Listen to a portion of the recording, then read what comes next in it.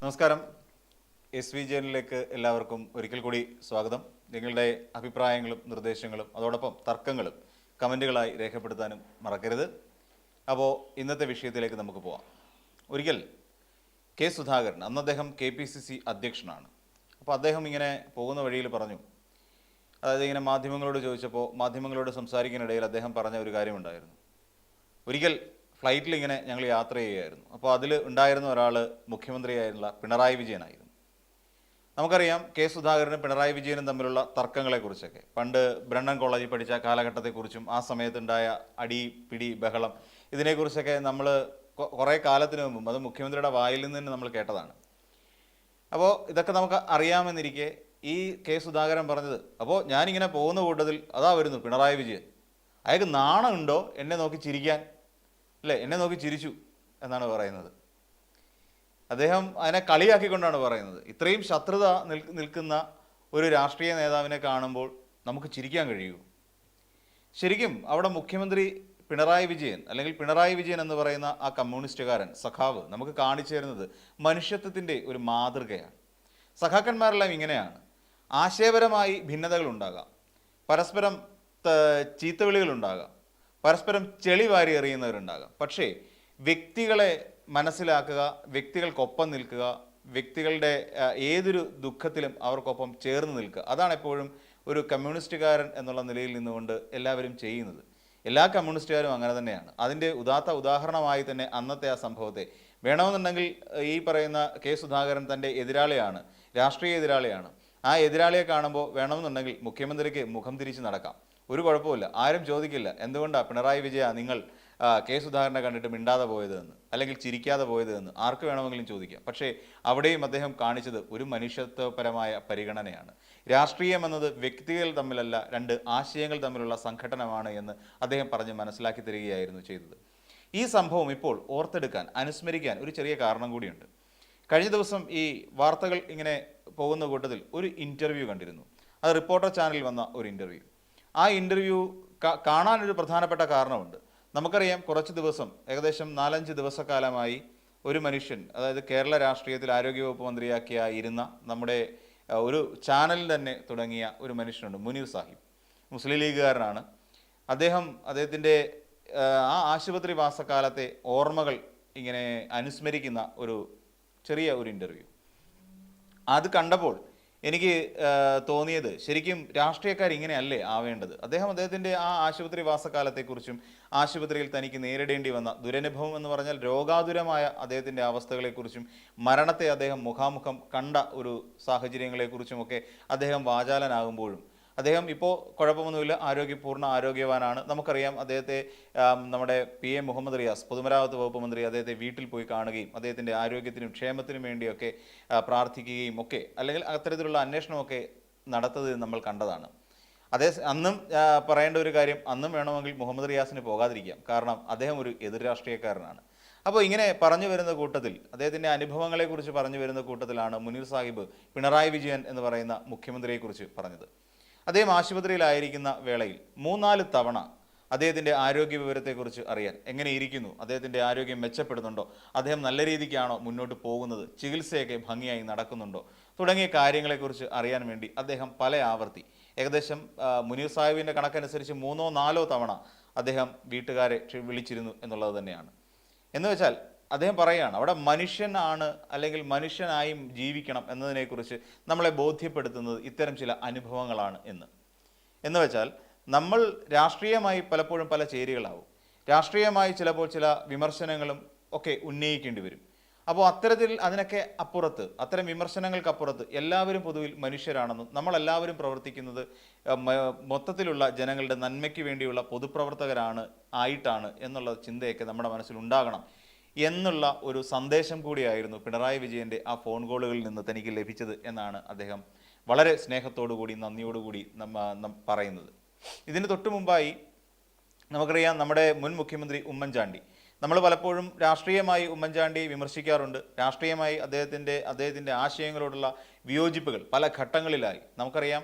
ഒരു ഘട്ടത്തിൽ ഇവിടെ സോളാർ കേസുമായി ബന്ധപ്പെട്ടുകൊണ്ട് ഇവിടെ സെക്രട്ടേറിയറ്റ് വളയുന്ന സമരമടക്കമുള്ള വലിയ സമരപരിപാടികളുമായി ഇവിടെ LDFിൻ്റെ നേതൃത്വത്തിൽ നടത്തിയിട്ടുള്ള കാര്യവും നമുക്കറിയാം, അല്ലെങ്കിൽ CPM നേതൃത്വം കൊടുക്കുന്ന രീതിയിൽ. പക്ഷേ എന്നിരുന്നാൽ പോലും അദ്ദേഹത്തിൻ്റെ ഈ കഴിഞ്ഞ കാലങ്ങളിൽ പോയ കാലങ്ങൾ നമ്മൾ പരിശോധിച്ചാൽ അദ്ദേഹം രോഗാതുരനായി മാറുന്നു. അദ്ദേഹത്തിൻ്റെ ചികിത്സയ്ക്ക് വേണ്ടിയിട്ട് അദ്ദേഹം മുഖ്യമന്ത്രി തന്നെ നേരിട്ട് ഇടപെടുന്നു, മുഖ്യമന്ത്രി കാര്യങ്ങൾ വിളിച്ചന്വേഷിക്കുന്നു. ഈ കാര്യങ്ങളൊക്കെ ഒരിക്കൽ പോലും നമ്മളാരും അറിഞ്ഞിരുന്നില്ല, അല്ലെങ്കിൽ മുഖ്യമന്ത്രി പിണറായി വിജയൻ ഇങ്ങനെയൊരു നീക്കം നടത്തിയതായി ഒരു മാധ്യമങ്ങളിൽ റിപ്പോർട്ട് ചെയ്ത് നമ്മൾ കണ്ടിരുന്നില്ല. അതേസമയം ഇങ്ങനെ ചില നീക്കങ്ങൾ നടന്നിരുന്നു എന്നുള്ള വിവരം പുറത്ത് നമ്മൾ അറിയുന്നത് ഉമ്മൻചാണ്ടിയുടെ മകൻ ചാണ്ടി ഉമ്മൻ അദ്ദേഹത്തിൻ്റെ ചടങ്ങുകളുമായി ബന്ധപ്പെട്ട്, മരണാനന്തര ശുശ്രൂഷയുമായി ബന്ധപ്പെട്ട് നടത്തിയ ചടങ്ങിൽ സംസാരിക്കുമ്പോഴാണ്.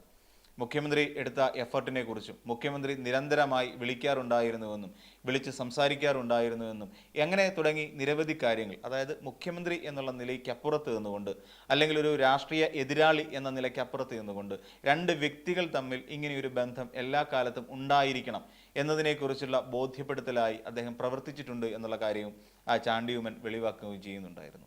എന്ന് വെച്ച് കഴിഞ്ഞാൽ അതോടൊപ്പം തന്നെ അദ്ദേഹത്തിൻ്റെ ചികിത്സയുമായി ബന്ധപ്പെട്ട് അന്നത്തെ ആരോഗ്യമന്ത്രി വീണ ജോർജ് നിരന്തരം ചാണ്ടി ഉമ്മനും വിളിക്കാറുണ്ടായിരുന്നു, സംസാരിക്കാറുണ്ടായിരുന്നു, രോഗവിവരങ്ങളെക്കുറിച്ച് തിരയാറുണ്ടായിരുന്നു തുടങ്ങിയ കാര്യങ്ങളൊക്കെ നമുക്ക് അതിൽ നിന്നാണ് മനസ്സിലാക്കുന്നത്.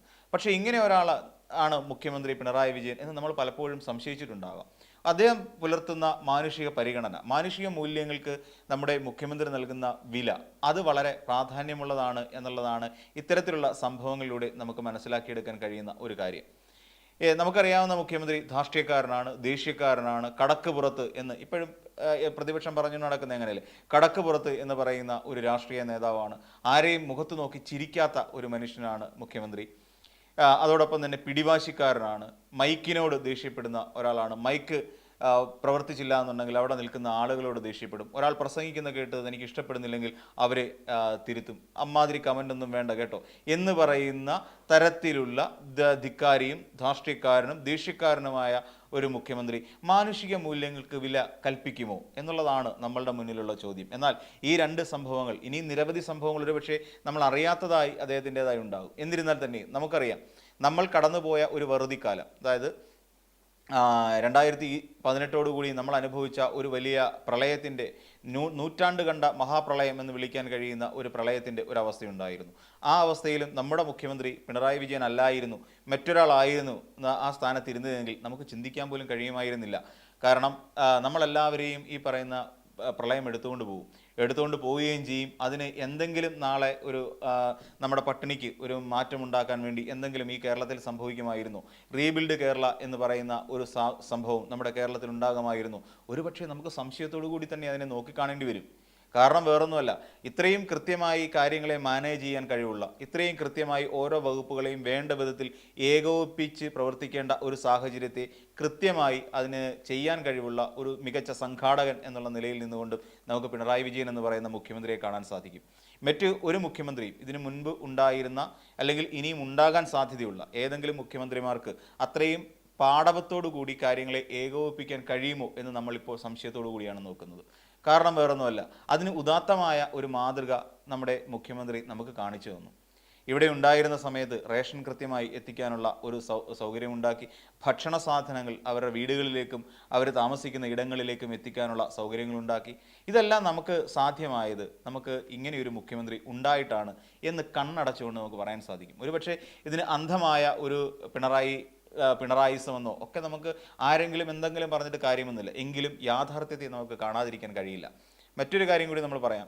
ഓഖി ഉണ്ടായ സമയത്ത് അവരിലേക്ക് വെളിച്ചമെത്തുന്ന തരത്തിലേക്ക് ഈ പറയുന്ന 4.5 ലക്ഷം കുടുംബാംഗങ്ങൾക്ക് അല്ലെങ്കിൽ കുടുംബത്തിന് വീട് വെച്ച് കൊടുത്തതുമായി ബന്ധപ്പെട്ട്, ഒരാൾക്ക് വീടുണ്ടാവണം, അവർക്ക് കിടന്നുറങ്ങണമെങ്കിൽ, അവർക്ക് സ്വസ്ഥമായി ജീവിക്കണമെങ്കിൽ അവർക്കൊരു കൂരയുടെ ഒരു സെക്യൂരിറ്റി ഉണ്ടാവണം. അതോടൊപ്പം നമ്മുടെ കേരളക്കാരുടെ ആത്മാഭിമാനത്തിന് വിലയിടാൻ വേണ്ടി PMAY എന്ന് പറയുന്ന പദ്ധതി ഇവിടെ കൊണ്ടുവന്നു.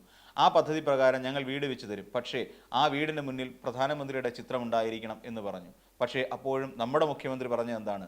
നമ്മുടെ ഇവിടെ വീട് വെച്ച് കഴിയുമ്പോൾ അതിനകത്ത് താമസിക്കുന്ന മനുഷ്യജീവികൾക്ക്, അല്ലെങ്കിൽ ഞങ്ങളുടെ ജനത്തിന് ഒരു ആത്മാഭിമാനമുണ്ട്. ആ ആത്മാഭിമാനം കവർന്നെടുക്കുന്ന തരത്തിൽ ഒരു ചിത്രവും ഇവിടെ പ്രദർശിപ്പിക്കാൻ കഴിയില്ല എന്ന് ശക്തമായ ഭാഷയിൽ പറഞ്ഞ ഒരു മുഖ്യമന്ത്രി ഉണ്ടെങ്കിൽ അത് നമ്മുടെ പിണറായി വിജയൻ മാത്രമാണ്. മറ്റൊന്നും കൊണ്ടല്ല അദ്ദേഹം പറയുന്നത്. അതാണ് മനുഷ്യത്വം.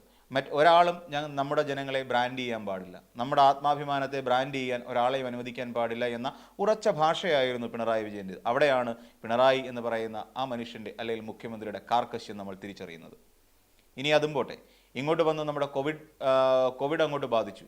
എല്ലാവരും പറഞ്ഞു ഇവിടെ കിറ്റ് കൊടുത്ത് മുഖ്യമന്ത്രി വീണ്ടും ഭരണത്തിലേറിയ ഒരു സർക്കാരാണ് കഴിഞ്ഞു പോയ സർക്കാരെന്ന്. അപ്പോഴും നമ്മൾ പറഞ്ഞു കിറ്റ് കൊടുക്കേണ്ടത് അനിവാര്യതയായിരുന്നു. എന്തുകൊണ്ടാണ് ആ അനിവാര്യത ഉണ്ടായി എന്ന് ചോദിച്ചാൽ, കേരളം മുഴുവൻ ലോക്ക്ഡൗൺ ചെയ്യപ്പെട്ടു. ഇവിടെ ഒരാൾ പോലും ജോലിക്ക് പോകുന്നില്ല, ആരുടെയും കയ്യിൽ പണമില്ല. സർക്കാർ ജീവനക്കാർ അല്ലെന്നുണ്ടെങ്കിൽ ചില സ്വകാര്യ ജീവനക്കാർക്ക് ഒഴികെ ആരുടെയും കയ്യിൽ പണമില്ല. അവരൊക്കെ എങ്ങനെ ആഹാരം കഴിക്കും? അവർക്ക് പുറത്തേക്ക് ഇറങ്ങാൻ മാർഗമില്ല, വാഹനങ്ങൾ ഓടില്ല, ജോലി ചെയ്യാൻ കഴിയുന്നില്ല. ഇങ്ങനെയുള്ള സാഹചര്യങ്ങളിൽ ഒരു സർക്കാർ എന്താണ് ചെയ്യേണ്ടത് എന്ന് വെച്ചാൽ അത് കൃത്യമായി ചെയ്തു കൊടുത്ത ഒരു സർക്കാരായിരുന്നു നമ്മളുടേത്. നമുക്കറിയാം 2020 നമ്മൾ ആ ഒരു ഭീകരമായ ഒരു അവസ്ഥയിൽ നിന്ന് നമ്മൾ മോചിക്കപ്പെടുമോ എന്നുള്ളൊരു സംശയമുണ്ടായിരുന്നു. നമ്മളെല്ലാവരും അദ്ദേഹത്തിൻ്റെ പത്രസമ്മേളനത്തിനായി കൃത്യം 6 മണി മുതൽ ടി വിയുടെ മുന്നിൽ വെയിറ്റ് ചെയ്തുകൊണ്ടിരുന്നു, അദ്ദേഹം എന്ത് പറയുന്നു എന്ന് കേൾക്കാൻ, അദ്ദേഹം ആർക്കൊക്കെ ഇളവുകൾ അനുവദിക്കുന്നു എന്ന് കേൾക്കാൻ. ആ ശീലം ഇന്നും നമ്മൾ തുടരുന്നുണ്ട്. പിണറായി വിജയൻ എന്ന് പറയുന്ന മുഖ്യമന്ത്രിയെ കേൾക്കാൻ വേണ്ടി നമ്മൾ ഇന്നും കാത്തിരിക്കുന്നത് ആ മനുഷ്യനോടുള്ള നമ്മുടെ വിശ്വാസം ഒന്നുകൊണ്ട് മാത്രമാണ്. അന്ന് പലയിടങ്ങളിലും വളർത്തുമൃഗങ്ങൾ ഒഴികെ, അതായത് മറ്റ് ജീവജാലങ്ങൾക്ക്, അതായത് കുരങ്ങുകൾക്ക് ഭക്ഷണം കൊടുക്കണം, തെരുവ് നായ്ക്കൾക്ക് ഭക്ഷണം കൊടുക്കണം. എന്തിനായിരുന്നു അങ്ങനെ മുഖ്യമന്ത്രി പറഞ്ഞത്? അതിൻ്റെ ആവശ്യം എന്താണ്? എന്തിനാണ് കുരങ്ങുകൾക്ക് ഭക്ഷണം കൊടുക്കുന്നത്? അതെങ്ങനെയെങ്കിലും ജീവിച്ചുകൊണ്ട് പോവില്ലേ? ചിലയിടങ്ങളിൽ ചില മനുഷ്യർ കൊടുക്കുന്ന ആഹാരം കഴിച്ചുകൊണ്ട് മാത്രം ജീവിക്കുന്ന ചില ജീവജാലങ്ങളുണ്ട്. അല്ലെങ്കിൽ മനുഷ്യൻ പുറത്തേക്ക് ഇറങ്ങൽ മാത്രം. ഇപ്പോൾ നമുക്ക് തെരുവ് പട്ടികളെ തന്നെ നമുക്ക് എടുക്കാം.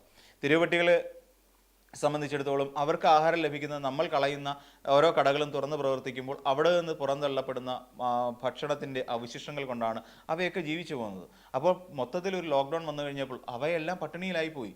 അവയ്ക്ക് വെള്ളം കൊടുക്കാൻ വേണ്ടിയിട്ടാണ്, അല്ലാതെ അവയ്ക്ക് ആഹാരം കിട്ടാൻ വേണ്ടിയിട്ടാണ് അദ്ദേഹം അങ്ങനെ ഒരു തീരുമാനമെടുക്കുന്നത്. നമുക്ക് എല്ലാവരുടെയും വീട്ടിലേക്ക് ഭക്ഷ്യക്കിറ്റുകൾ എത്തി തുടങ്ങി. നമ്മളുടെ വീട്ടിലേക്ക് നമ്മുടെ രോഗം അന്വേഷിച്ച ആളുകൾ വന്നു തുടങ്ങി.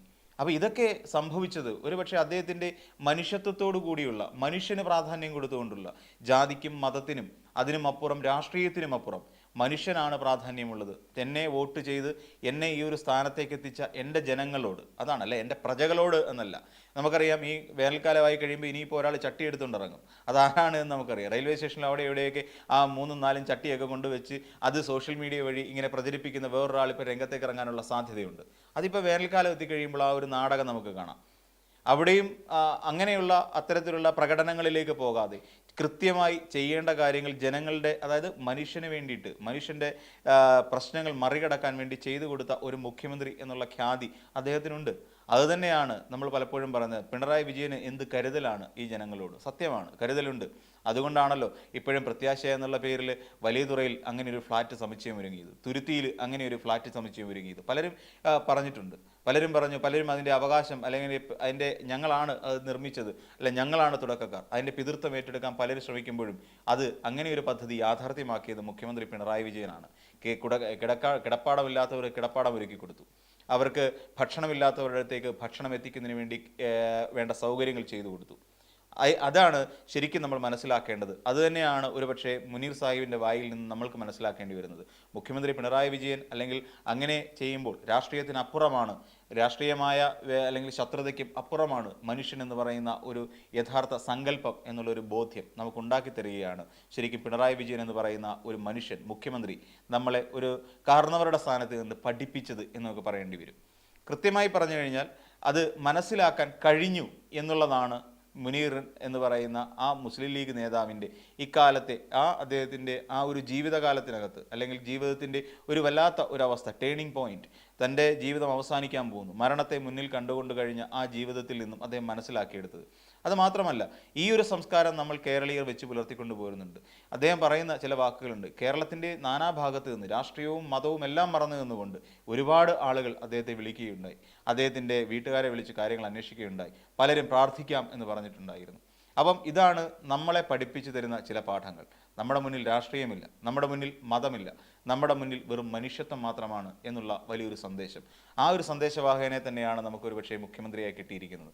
ഇനിയും 3-ാം വട്ടവും അദ്ദേഹം അധികാരത്തിലെത്തിയാൽ അതിലൊട്ടും നമ്മൾ അത്ഭുതപ്പെടേണ്ടതില്ല. ഇനി മറ്റൊരു വീഡിയോയുമായി നമുക്ക് വീണ്ടും കാണാം.